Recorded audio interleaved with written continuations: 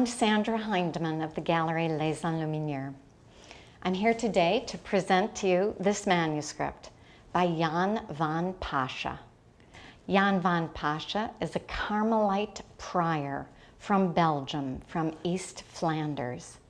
The manuscript is a guide to the pilgrimage of the Virgin Mary, written in Dutch and dated 1573.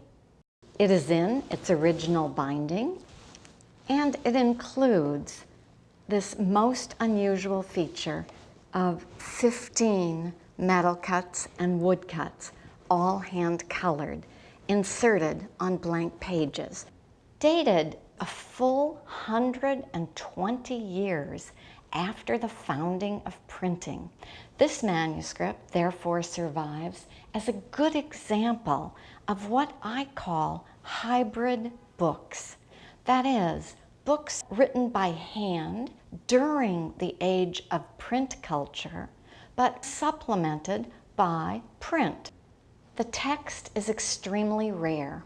It exists in only one other copy in the Royal Library in Belgium, and that copy includes a completely different version of Jan van Pascha's text. The copy in Brussels also is a hybrid book containing metal cuts, wood cuts, engravings, but those two are completely different. Here, John on Patmos at the bottom, the Virgin and Child at the top. Here, the Virgin and Child in the radiating sun on a crescent moon. Here, a nun praying before an altar, accompanied by a friar behind her.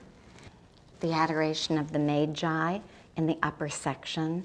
Saint Cecilia in the lower portion, turned on her side.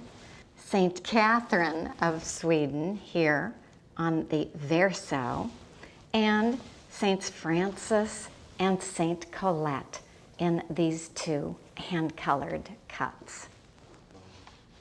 Here in red on the left is where the manuscript is signed and dated by an unknown scribe. The scribe's monogram, WHA, the date, 1573, occurs in Latin here, and the name of the owner, a nun from East Flanders, Lievenschlagers, appears here. This woodcut shows the Holy Family. Joseph, as a carpenter, is on the left, the Christ child in the center, and the Virgin Mary on the right.